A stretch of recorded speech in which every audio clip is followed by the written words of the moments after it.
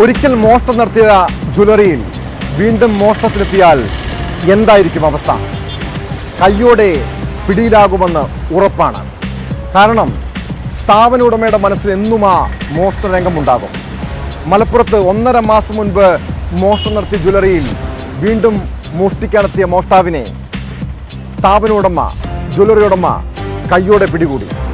കൊണ്ടോട്ടി സ്വദേശിനി സഫിയാണ് പിടിയിലായത്.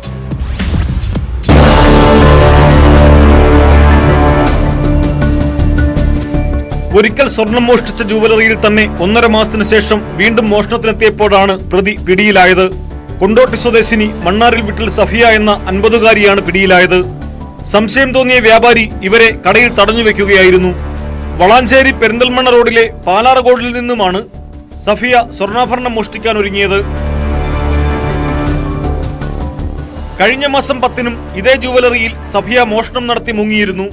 സ്വർണ്ണാഭരണം ആവശ്യപ്പെട്ടെത്തിയ സഫിയ അന്ന് സ്വർണം നോക്കുന്നതിനിടെ മാല തൂവാലയ്ക്കുള്ളിൽ പൊതിഞ്ഞാണ് കടത്തിയത്. അന്നു തന്നെ ജുവലറി ഉടമ മറ്റിടങ്ങളിലും ഇതേ സ്ത്രീ മോഷണം നടത്തിയതിന്റെ തെളിവടക്കം നൽകി പരാതിപ്പെട്ടിട്ടും പോലീസിന് പ്രതിയെ കണ്ടെത്താനായിരുന്നില്ല. അതിനിടയിലാണ് സഫിയ ഇതേ ജുവലറിയിൽ തന്നെ വീണ്ടും മോഷണത്തിനെത്തിയത്. കൈച്ചെയിൻ വേണമെന്ന് ആവശ്യപ്പെട്ടെത്തിയ ഇവരെ ആദ്യം കണ്ടപ്പോൾ തന്നെ വ്യാപാരിക്ക് സംശയം തോന്നി. പണം തികയില്ലെന്ന് സഫിയ പറഞ്ഞപ്പോൾ ഉടമ വരും വരെ കാത്തിരിക്കാൻ ആവശ്യപ്പെട്ട് ജുവലറിയിൽ ഇരുത്തി. തുടർന്ന് പഴയ വീഡിയോ കാണിച്ചപ്പോൾ ഇവർ പതറുകയും ഈ സമയം വ്യാപാരി പോലീസിനെ വിളിച്ചു വരുത്തുകയുമായിരുന്നു.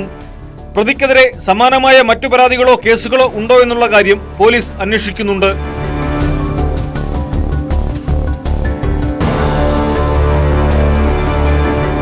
ന്യൂസ് 18 തിരൂർ.